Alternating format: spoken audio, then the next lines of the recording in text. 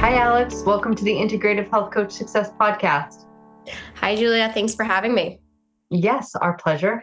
I'm looking forward to our topic today, which we're both kind of in the midst of something similar. So we're going to get into that in just a second. But I would love for you to share with our listeners what you're currently doing with your IHP certification in the health and wellness space. And then if you would share with us a little bit about what you did before, if it was something similar, kind of how you transitioned. Yeah. So I'm currently a health coach with EquiLife. I've been with EquiLife for about 9 months now. So going on almost a year, and it's been an incredible experience.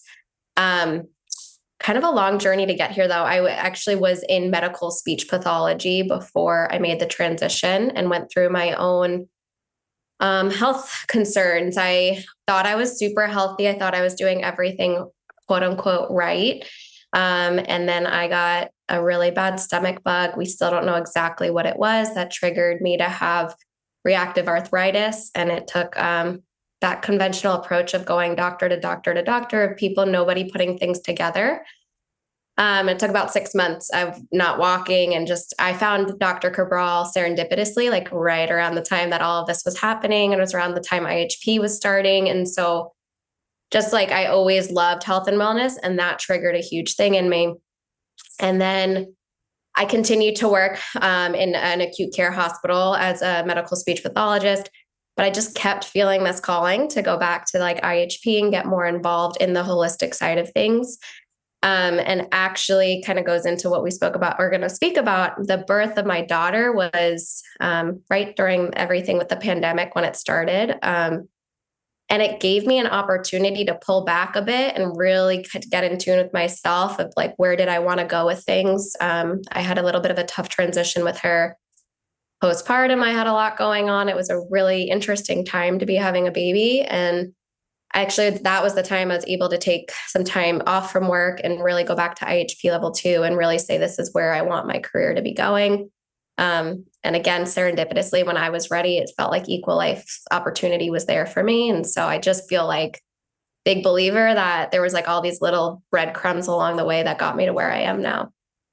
Yes. Yeah, absolutely. I mean, I think it's, everybody says like, oh, meant to be, that saying, but it really is true that my saying that I like is I'm kind of right where I'm supposed to be, right? Like we're always where we're supposed to be based on kind of where we're going. So yeah, it sounds like that. So yes, I would love to, let's kind of dive into our topic today, which I've had a few guests on the show. We've talked about pregnancy and kind of priming our body and what pregnancy is like. And I think pregnancy and postpartum and just being a mom has been romanticized, and kind of, I think social media actually has played the biggest part in it kind of looking like it's this just wonderful, luscious experience, right? Which it is, but it's not all the time. And I would love to kind of hear your experience. So you have a 2-year-old, almost 3-year-old? Almost there, yeah. Still okay. 2.5. Yep. 2.5. And you're pregnant with your second. Yes. And you're due in February? Yes. Mm-hmm. Okay. Yeah. And I just had my third 3 months ago. So I'm in my postpartum phase, and you've been in postpartum. And I think that's kind of a topic that you even said is kind of like not talked a whole lot about. There's a great book, I think it's called The Fourth Trimester, right? Where everybody just kind of like forgets. Everybody talks about you getting pregnant and how that's important, and how to have a good pregnancy and how to have a healthy delivery. And then it's like, great job, go home. But that is actually where I believe most women, and even, mother and baby, need the most support, because now you're in a completely new transition, especially as a first-time mom. So what was your experience with things the first time? Yeah, totally. Everything that you said. Like I said, was my daughter was born in April of 2020. So it was a time when like so much was going on in the world. And I don't think anyone could have prepared like for what was going to be happening. And I like having my own personal space. I kind of am someone who is like, I like to try and do everything on my own. So I'd wanted a little time of me and just baby and my husband, and just kind of feeling what that was going to be like. I didn't expect that meant that I was not going to have any help whatsoever. I don't live close to family. And it was this time of like, nobody knew, even people in the medical field didn't know how to advise you of what was safe, what wasn't safe, like what could we be doing. And so thankfully my husband was able to be around pretty hands-on in the first few weeks, but about when my daughter was 3 weeks, because of his work, he was gone for 3 weeks and I was just completely by myself.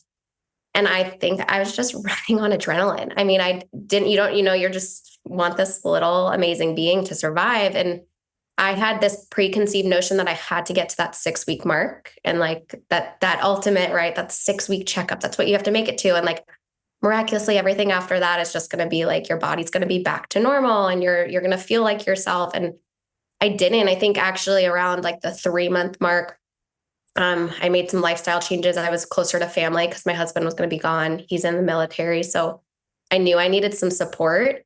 Mm-hmm. At that time, I started to be like, gosh, I feel like a bus hit me. My daughter was actually sleeping longer stretches. I would nap when she was napping. I had an opportunity not to work during that time. And I was like, why do I feel even worse? Like, what's going on? And I just felt nobody ever had that conversation with me of like, hey, you're in like one of the most demanding times that you're going to be in, like as a woman and as a mom, like you're in a very demanding time. And so I really think that sparked a lot in me to try and figure out what was going on a deeper level, like what was changing in my body and try and understand it. I mean, I'm a huge fan of postnatal depletion cure, the 4th trimester. I think Lily Nichols really started to highlight more on this too. She's a great nutritionist for pregnancy, but she does talk a little bit about postpartum, that it is the most nutritionally expensive time that you'll experience in your life. And I was not doing the things that I needed to do, but nobody was telling me that either. Mm-hmm. Yeah, especially I think if you're a nursing mom, right? Because not only are you maybe running on less sleep and your like energetic demands are more based on like what you're needing to kind of do with the baby, but if you're nursing on top of it, then you're getting depleted in that sense, right? Like, just simply, I looked at my face the other day and I'm like, oh my God, my skin's so dry. But I like hadn't been drinking enough water. And I was like, this baby is sucking the life out of me, literally sucking the life out of me. And so it can be, I think, an emotionally expensive, physically expensive, right? Like there's just so much that we're getting drained from. And I think a lot of women, like you said, nobody's preparing them because I don't even know, like, what would they tell you? Like, you're probably going to feel like hell at 3 months postpartum, like there's so much that I feel like you can't even prepare for, right? Until you're there. Because I even had my sister had a baby before me. And her postpartum recovery was not, there was issues with the baby and colic, and she had a really hard time. And I like just would go there and hold the baby, and I thought it was fine. And I wasn't there in the middle of the night, and I was like, I'm gonna have a baby, and mine's gonna be altogether different. Well, I had another colicky baby the first time, and so you kind of just think like, oh, it's not going to happen to me, or it's going to be like all sunshine and roses, like I see everybody else's highlight reel look, and like, who would tell us otherwise? Like a doctor. I mean, they don't tell us the truth half the time anyways. So, yeah, I think it's so hard to actually like truthfully prepare women for what they're about to experience, because I feel like it's like nothing else, right? Like nothing else you'll probably ever go through in your life, and nothing you've ever gone through before. Yeah. Hey, yeah. And even to say to someone like, hey, you're going to have this baby and it might take 18 months for your nutrients to get back to where they were. Like, I don't think anyone's going to take that very well. But I mean, I guess going through it one time and getting prepared for the second, like I'm really trying to be aware of just something as simple as like, how am I going to handle the stress of it? Like, who can I ask for help? Which is a really hard thing for me to do. I'm not somebody who seeks that help. And I think a lot of women might be in that same phase of like, we've brought up social media. Social media looks like you should have everything all together. Your body's going to bounce back in 8 months. Like, so normalizing that that's not always what's going to happen. Maybe your body does bounce back. Maybe it doesn't as quickly, but who can I turn to? And if it's not like a family member, like, okay, do I need someone like to deliver a clean meal like once or twice a week? When someone comes to my house, can I be like, can you just put in this one load of baby wash? Like, again, I go back to the postnatal depletion cure, Dr. Oscar Serelak. He says, when anyone comes to your home when you have a baby, they should have a job, whether that's just to like wash a bottle for you or do something. I mean, we live in a culture now where we don't have as many people and community around us. And I think it's spoken about in the fourth trimester, and the first 40 days is another really good book too of, in other cultures, that first 40 days is like, your only job as a mom is really just be there for the baby. Like everyone around you is taking care of all these other things. Mm-hmm. And we don't have that. And I think there's also this pressure to feel like, well, we should be able to do all these other things, plus nurse ourselves and take care of the baby and look great on Instagram. And like, the reality is that's not really what's going to happen. And so maybe finding those resources, I mean, we've just spoken about some really nice books and things and trying to educate ourselves. I definitely was guilty with my first two of being so concerned of like, is everything there for baby, that like, I didn't really understand what did I need.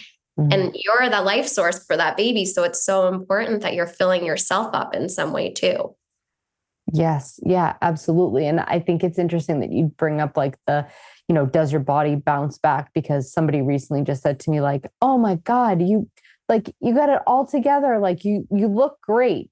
And the truth is my weight has yes, come back way down, but it's come way back down because I have basically postpartum anxiety and I'm not really eating all that well. And the anxiousness and the adrenaline is what has burned fat, right? But I am not doing as well as I was on all fronts when I was 10 pounds heavier before I got pregnant, right? So we can also sometimes see like, oh, she looks great. Like she's bounced back, but I didn't bounce back this way in a healthy way at all. It's actually like probably maybe the unhealthiest I felt in a while, but somebody would look at me and think like she made it, right? Like she made it through that transition. And so I think it's so hard when, like you said, like there's no more like village, right? Like that for women who have that, I think it's rare. Some still do, right? Where like their mom's around or they have, cousins or sisters, and it does really feel like a village. But that has kind of become so not the norm that I feel like women are taking on so much all at once, and it fries your brain. I mean, it mentally fries you first, and then you realize it's physically frying you. And we're just kind of left to juggle it. And like you said, if a husband or a partner is out, working 9 to 5, that's even hard enough. But if you had a spouse who was traveling weeks on end, I mean, then you're like actually alone, right? Alone physically. But I think moms are oftentimes alone mentally with like all the worrying and like you're responsible for, is the baby reacting to something in your breast milk? Now you have to take it out of your diet. And now does their poop look better? I mean, it's like the mental gymnastics of it all, right?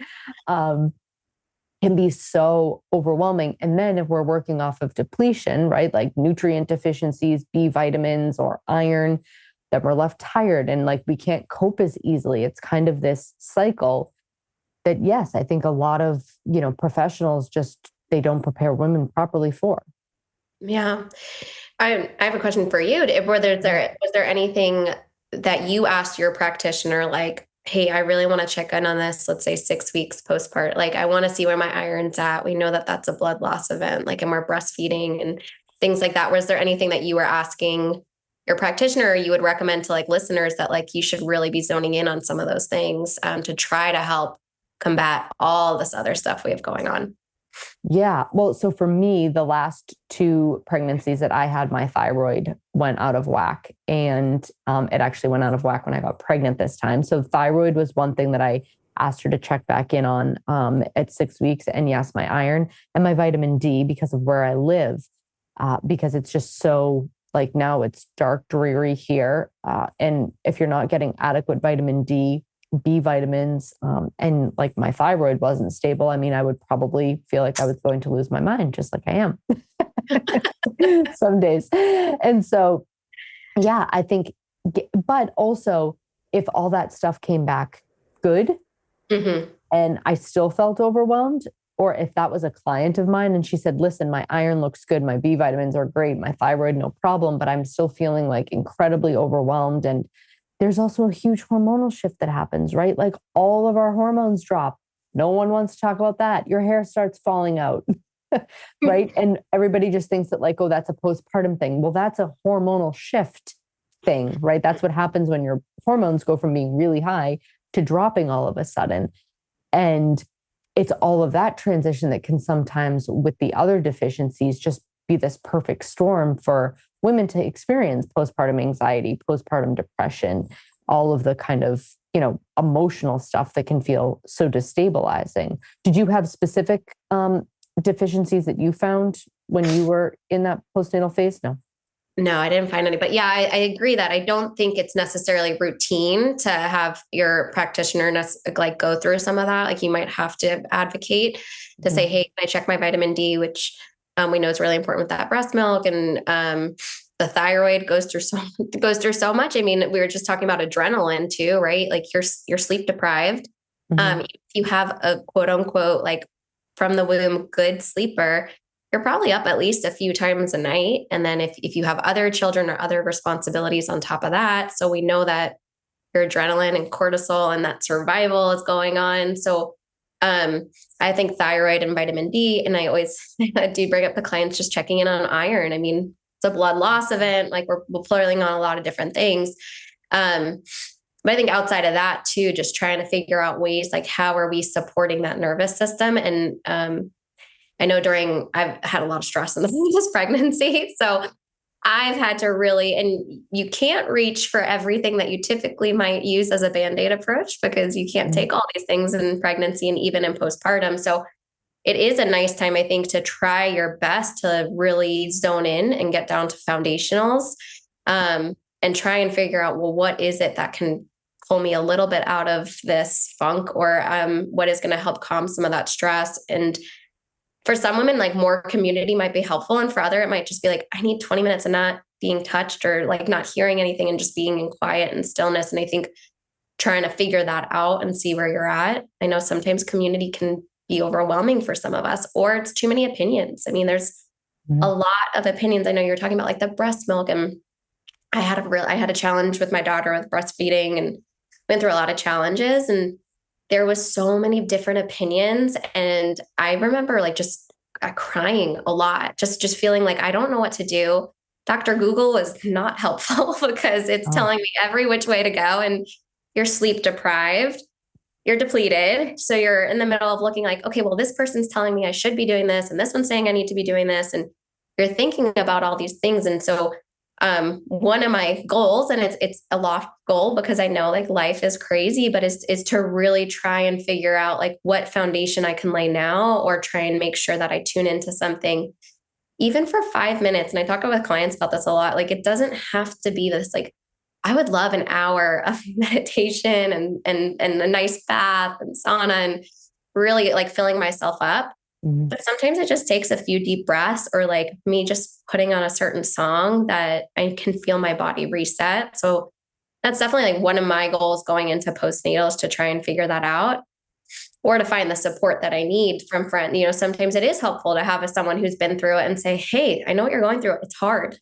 This is hard. And just hearing like that, like some validation of it isn't going to always be picture perfect, is so helpful too. Yes. Yeah. And just because it's hard doesn't mean you're doing anything wrong. Or because I think we always get like, if something's going wrong, it's like, okay, well, how do I make it better? How do I fix it? And with my third, there's like so many times where I'm like, he's fussy. And honestly, I don't have the energy to figure out why. Like maybe it was something I ate. Maybe he needs to burp. Maybe he needs to go to the bath. Like, I don't know. He's going to figure it out. And like, I just roll with it, because sometimes trying to figure it out can be incredibly draining as well. And the point that you kind of brought up about like it just being like a small amount of time, right? Sometimes like talking to somebody is what relieves tension, right? And sometimes being quiet can help, lower stress. And I think you're absolutely right, whether it's, us guiding a client through a postpartum period, or, helping ourselves or friends, just kind of getting them to get in touch with, what helps. Because so many women, when you're in the stress, you're so smart for thinking ahead of time, right? Because once you're in it, if I were to say to you, like, what would help, you would be like, I don't know, just like, I don't know. But now, before you're in it, being able to think like, okay, this is what I know about myself.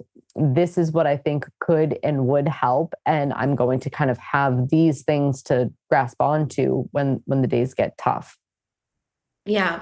And I would say that's something that probably like same type of thing, education, maybe it isn't to tell a woman this is how depleted you're going to feel, but it's more of like, you're going to go through a lot. You're probably going to feel things you haven't felt and what things to start to prepare a little bit more for, or here's some things to look out for. And I think sometimes it's just so broad in general that we're just not hearing and we don't hear about it. I think it's popping up a little bit more. I think there's some influencers or celebrities out there who have started to say a little bit more about postpartum or share what their body really does look like Mhm. after you just gave birth to a baby. I mean, it's kind of a shock. Like, you're not going to have a flat stomach like in the movies, like when you go home from the hospital. Like, you're still going to look like you're probably 4 or 5 months pregnant, and understanding that side of things. And I think that there's so much power in educating ourselves, and that there are some people in this field trying to provide that education.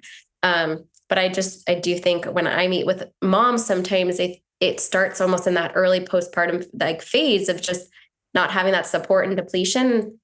You can just start to see it carry over for so long. And so just to like provide that education to be like, it takes our body a lot. Like, you just created life, right? And it's Mhm. incredible. But then you also have all these crazy demands on you for such a long period of time. It's natural to have those lows and those highs and to feel two things at once. Like, I love my child. I want to spend all my time with my child. I can't right now. I need 10 minutes away from my, like to do that, like where you're like, it's okay to have those conflicting feelings and not always feel like we have it all put together, which ties a lot into just, I think, motherhood and being a woman. That transition to becoming a mother, I think, is just so monumental and huge. And just like we said, just preparation, I think, is so important in having these conversations and having it be more open about these things. Yeah, yes, absolutely. When I came home from the hospital, my daughter took one look at me and she was like, she's 5, and she was like, you gave birth to the baby, but you still look pregnant. And I was like, I know, because I'm not a superhuman. Like, let me explain to you. Like, it's like a balloon and it only shrinks a little bit at a time. But yeah, she was like, why are you still pregnant? There's the baby and you still have a belly. But yeah, and it's one of those things where, like you said, it just takes more people kind of being honest, I think, about the journey and kind of like what normal bodies do after birth to kind of help women accept that part of it, not have such high expectations of themselves, their bodies, and their baby all at the same time. Then you brought up another good point, kind of as far as educating, having like somebody, and I think maybe this is where like our position in all of this can be, right? But not everybody seeks holistic health care before their pregnancy. But I mean, how amazing would it be if doctors kind of, that was something right on the checklist of a million things that you have to like figure out and do, like here's your healthcare proxy, and but before you're ready to deliver, like what are some things that you'll have in place for support? Like, who are the people that, because if nothing else, it would just help a woman think about it, right? Not that the doctor is going to, help you figure it out when you're at home and crying, but a woman might not think to be like, yeah, actually, these are the people that I'm going to call when I need support the most. And these are some things that I can do for 5 minutes if I need to walk away from a crying baby, or, you know what I mean? It would help start at least the conversation and the thought process for women who haven't been told that it's going to get tough. Yeah. And even conversation with your own partner, right? I Yeah. mean, we talked a lot about women too. And I think men, I'm not a man. I don't know what it's like to become a father. I mean, I've heard that it's an amazing experience, but finding that balance of like, what does that look like? Like, what maybe is your partner doing for you? Are you gonna like, what does that relationship look like? I think another thing too is like planning out more than the 6 weeks. Like, just that 6 week mark is like, yeah, you made it, but there's still a lot that's going to be going on, and understanding that maybe it's at 4 or 5 months postpartum that you're really feeling like you need that help, or maybe it's earlier. Like, so who do you reach out to? What are the resources then? Yeah. Um, and who can you seek? So I think all of that's so important. Yes. Yeah. I just said this to someone else. Like, everybody, for the first like 8 weeks, you get all the phone calls, all the text, send the pictures. Oh my God, the new baby. And then everybody kind of forgets. Right. And for me, I'm like riding that like adrenaline, like birth high for usually like 6 to 8 weeks. I feel pretty good. And it's not until I'm expected to go back to work. Everybody's forgotten that you've just had a baby and now your hormones are really plummeting, that like, you're like, oh my God, where's the village now? Like that's the time in my life, how I've experienced postpartum, that I actually need the most support. But that's, I think, when everybody else kind of thinks like, okay, she hasn't had a mental breakdown yet, she must be good. Baby's good, all of that. So yeah, I think it's all about conversation starting to kind of have this honest type of acceptance around what the process entails for women. Mm-hmm. Totally agree. So if you would share, so if your top two things that you're thinking that you're going to kind of, that, maybe if a coach is listening and she has a client who might be getting into a postpartum period, or what are two things that you're kind of planning to do to lessen maybe stress, anxiety, some of the baby blues that might come up? Yeah. Or not maybe lessen them, but cope with them, right? Because I think that we shouldn't assume that just because you have a strategy that it's going to make things go away or lessen, but what would you do to help yourself cope? Yeah, I have this, this is going to sound so trivial, but a cleaning lady, actually, having someone come in maybe twice a month. It's not like, I wish every day, but just something like that to lessen some of the burden that I'd say I'd really started to look into meal delivery of clean meals, which is not easy to do. So I've started the research on that side of things, because I know kind of, you spoke a little to this, when I was like stressed and by myself in survival, it was like figuring out food was kind of like whatever I could just grab. So looking into that, those are like two of the things on more of like a practical side. And then I'm really trying to tune into what helps with my stress. And if it's the deep breathing, or if it's like I was saying, like listening to a song, or just finding inspiration from some quotes or some other people. Because I'm mentally prepared, but when you're in it and it's like sleep deprivation is going to happen, and I'm going from 1 to 2. So it's another big change. So those are kind of my top 3. A big thing for me is just to figure out how I'm going to best cope with stress and sleep deprivation as best I can. But lately binaural beats have been my go-to. Okay, awesome. Yeah. My sister actually, because it was my third and I didn't like need anything, I had everything like that I needed. She was like, I want to like get you something, but I feel like this is like a silly thing. She's like, can I just like have a cleaning lady come once every few weeks it was the best gift ever. It was, actually the cleaning lady, after she left the first time, I cried. I was like, oh my God, I don't think my house has been this clean in years. Because it's not something that like I invest in, otherwise. And so it can just, because for me, my space is so important. So like having just like a clean, picked up space allows me to kind of relax better. It is what it is. For some people, that might not be the case, but yeah, I think those are all great suggestions. Yeah, just like whatever like little thing can get off the list, so that maybe I can actually relax. Because I think, sleep when the baby sleeps, that's great. But then you're like, I gotta do laundry. I've got, other kids to take care of. I've got to do the like bills or whatever it is. It's like, okay, so what can I tangibly try and take a little bit off of my load? So we'll see if it works out. I'll keep you updated. Yes. Where, if everybody's kind of listening to this interview and they wanted to find out more, do you have an Instagram page? Do you have a website or any of that? No. I am not great with Instagram. It was well balanced with Alex. Maybe this interview will inspire me to start posting more again on there. But I don't have a lot of time. So Instagram. I was going to say, now might not be the time.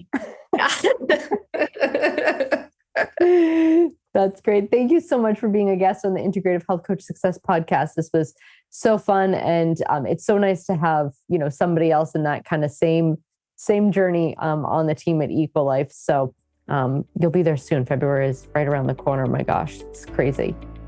I know. Thanks for having me, Julia. You're welcome. Talk to you soon. Bye.